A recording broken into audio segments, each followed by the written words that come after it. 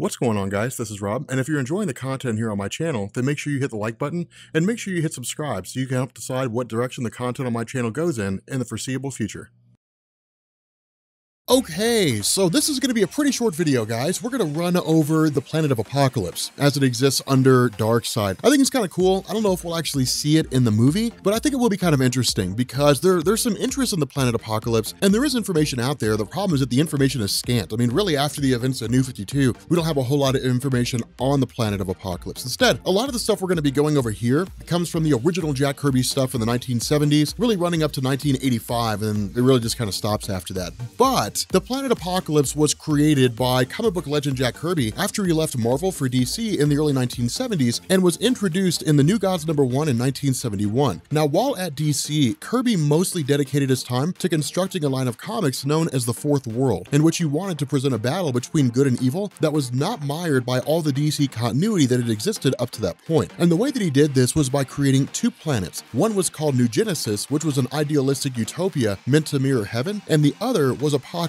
which was basically just a really dark, evil place. Now, these two planets were actually once part of one planet called Urgrund, I think is how you pronounce it, which was the home of the old gods, which are pretty much just the gods of classical mythology. Now, Urgrund was eventually destroyed, which led to the creation of New Genesis and Apokolips. Now, as for the layout of the planet, it's basically one gigantic city that spans the entire surface of the planet with a singular focus of manufacturing the means for their ongoing war against New Genesis. Now, several continually erupting fire pits are scattered throughout the planet as well, and they're basically the planet's only defining physical feature. So basically, imagine a planet-sized weapons factory, and that's pretty much what Apokolips is. Now, despite its terrible landscape, the technology produced on Apokolips is among the most advanced in the entire DC universe. Also of note is the fact that Apokolips can only be accessed by technology that allows for the opening of boom tubes or teleportation devices. Most commonly, these come in the form of mother boxes. But the system of government on Apokolips is actually pretty simple. It's ruled unilaterally by the brutal dictator Darkseid. Now, if you don't know who Darkseid is, I have a whole video where I go in depth into his character, but he's one of the new gods and ascends to the throne of Apokolips by murdering both his brother Drax and his mother Hegra, and he now rules Apokolips as an absolute tyrant and strives to eliminate free will from the universe. Now, assisting Darkseid in his dictatorship are his elite, which function as a sort of military advisory council that performs various governmental functions on Apokolips itself. One of the highest ranking members of that particular government is Darkseid's brother Darkseid, whose sadistic nature and love of torture prompted Darkseid to name Darkseid his head of torturer. And he also plays a role in overseeing the day-to-day operations of Apokolips, you know, like when Darkseid's busy trying to find ways to wipe out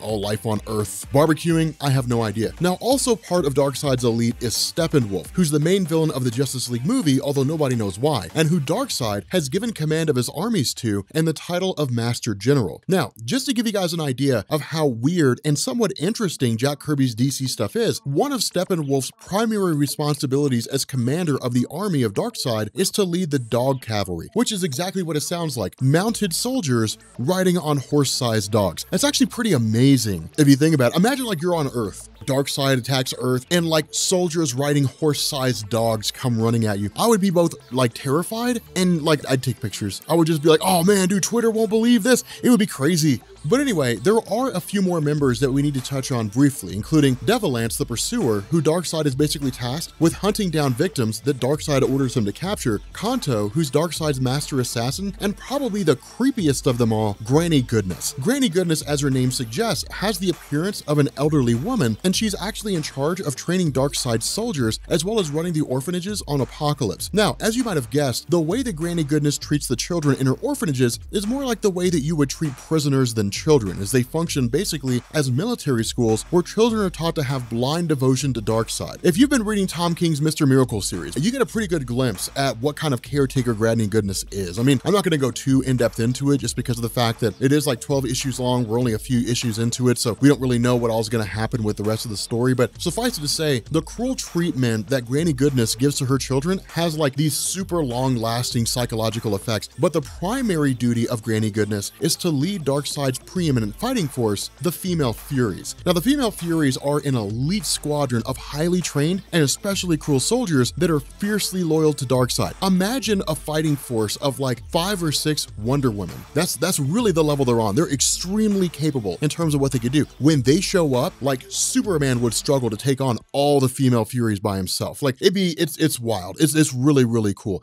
Again, you don't see him all the time, which is kind of disappointing. Like Big Barda, the girlfriend of, I guess maybe even the wife of Scott Free. I don't remember how their whole relationship exists in the New 52. Like she was a female Fury who basically defected, but it's cool. It's kind of an interesting little scenario there. Now, beneath Darkseid's elite and the hierarchy are the Parademons. Now, the Parademons comprise the police force of Apokolips and are incredibly loyal and obedient to Darkseid. They're armed with powerful weapons which they can use to keep citizens in line and are often accompanied by enormous dogs called hounds. So yeah, for whatever reason, Apokolips is all about giant dogs all over the place. But Parademons are noted for their sadistic nature and are able to withstand a massive amount of pain, which makes them ideal for suppressing any civil unrest that may occur on Apokolips. But the way that they develop this pain tolerance is by literally being burned in the fire pits of Apokolips. Now, something funny to keep in mind here, when it comes to how it is that Parademons are made, the whole basis behind their creation has waxed and waned over the years. If you go read the old Jack Kirby stuff in like the 1970s, I want to say that the Parademons were basically genetically engineered, which is to say that they were just kind of bred using, DNA splicing and different things like that. If you go read like the new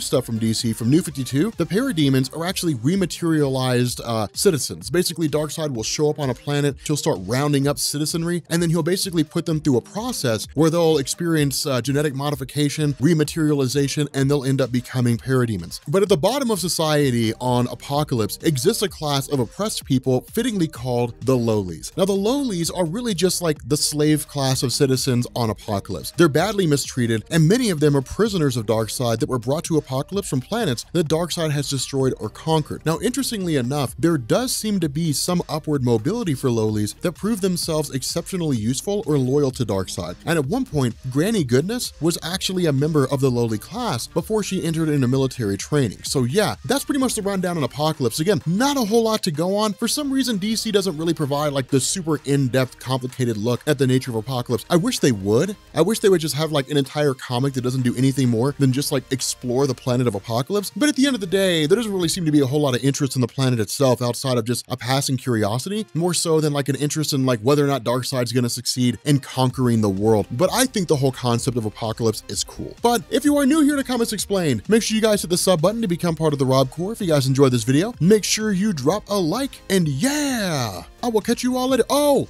by the way, I'm working on making an audiobook. So I have attached the audiobook to this video, and hopefully you guys dig it. I mean, it's no visuals, it's just an audio thing with a little bit of like a little music interface thing. But let me know what you guys think down in the comment section, because I'm kind of curious. It's really my first time trying to put music to audiobooks, so I'm still trying to figure out the whole idea of where my voice should be in like relation to the music itself and so on and so forth. Auto ducking is a lot harder than it seems. But let me know what you guys think about that whole thing. It's the first chapter of Alice in Wonderland, and I will catch you all later. Peace.